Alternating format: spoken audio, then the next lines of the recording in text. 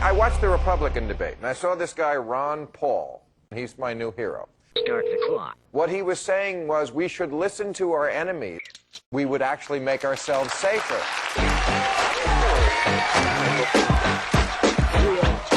You just never heard this logic from someone who's actually going to run the country. Got Ben Affleck here. They're screaming for Ron Paul.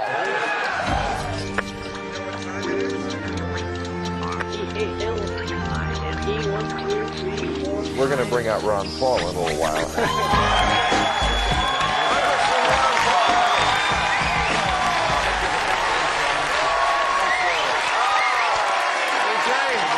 And Ben Affleck.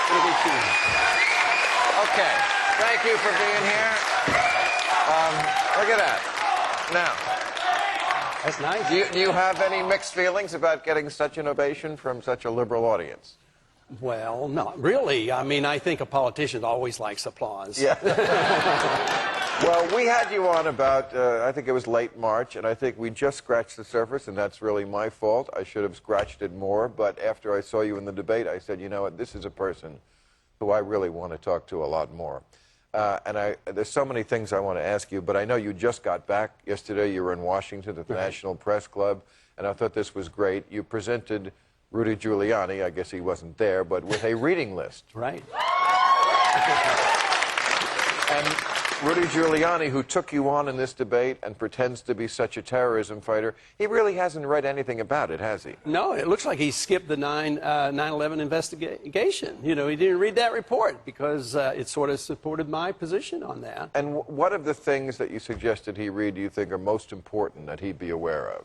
Well, I think it's been known for quite a few decades that our foreign policy has what the CIA calls blowback. It has unintended consequences. You can go back to 1953 when we put the Shah into power, or us supporting Osama bin Laden right. and radicalizing the Islamics to go after the Soviets, and that comes back as blowback. Our support for Saddam Hussein in the 1980s.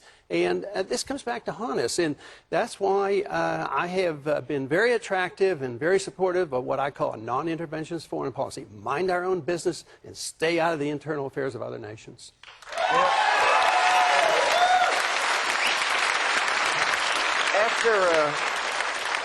Right after 9/11, I remember when we finally, you know, television shows got back on the air. Of course, I got fired.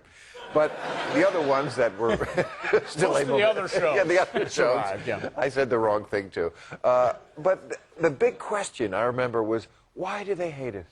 Remember that? We had about a week where we're all, why do they hate us? And then we just forgot that and went, they're evil.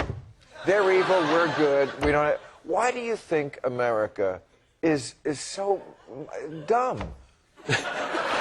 Was it always this dumb? I hope not all of us. No, not all of us. We're Americans. Yes, right. But how do you get the smart America? I mean, come on. I mean, if America was a smarter country, wouldn't you be leading in the polls? Let's hope so. And that plus, if you can raise $100 million, you know, money talks these days. So. I've said before that, you know, when you're dealing with somebody who is your enemy, and we do have an enemy, but I wouldn't call them terrorists. I would call them Muslim fundamentalists. I don't think everyone who attacks us is a terrorist, certainly not in Iraq. But you have to either make them fear you or love you. You know, it used to be America was loved around the world. We gave up. I don't know when was that? It was like Are you 1777? About a year. When Kennedy went anywhere around the world, he was beloved. Even Jackie that they liked. Clinton, when he went around the world, was beloved. People were in love with him, and he liked some of them too. I think what we should look for is respect. That's what we need, and that's what we don't have. And they look down upon us because we impose on them. I have no problems with this theoretical position of the neocons to spread the goodness of America, but just not with force. We should spread it by setting a good example, getting our house in order, making sure civil liberties are defended here. Then, when we have a free and prosperous economy and everybody's doing well and everybody's getting medical care, then they'll want to emulate us.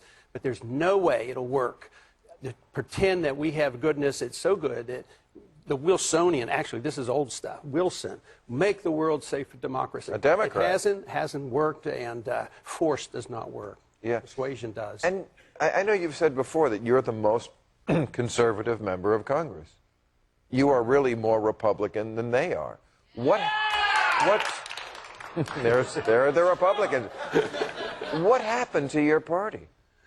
They've lost their way, and they tend to be critical of what I'm saying, but I think it hurts.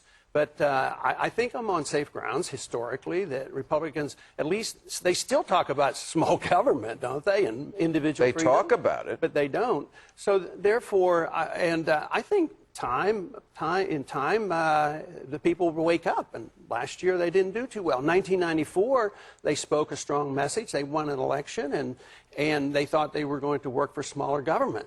And look, and even on the foreign policy, how did George Bush get elected? Strongly critical of Clinton, Right. nation building and policing the world, and this is what he pushed. The peace candidate always wins. Just think about it.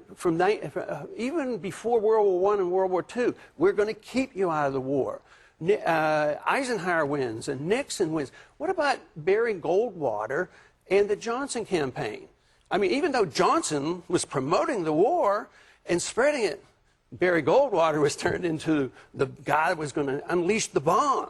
So Right. the peace is a powerful message, especially after the war has been going on and the people wake up and realize how many people die and how much it costs.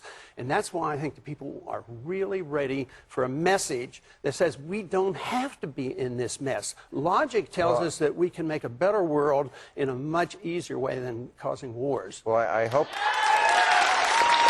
you're out there delivering it. I know that some people have tried to get you out of the Republican debates, Right. and to just make you go up to the blackboard and write 1,000 times they hate us for our freedom. That's right. But you won't do that. But we have Mr. Giuliani studying tonight. He's home reading all those books. And he's going to come back and he's going to apologize to me. And he's going to say, I'm sorry, Ron, I just didn't know that that's the way foreign policy works. I didn't even know that you just can't blame Americans for our foreign policy, that it's the policy that's at fault. It's not the fault of the Americans who are victimized by these evil, monstrous, murderous people who come over and kill us. It's the fault of the policy makers. It's policy that counts. From your lips to God's ears. Thank you, Congressman. Thank you. I appreciate you coming out here. Okay. You keep on it. Thank you. Ron Paul, everybody. Thank you very much. Thank you.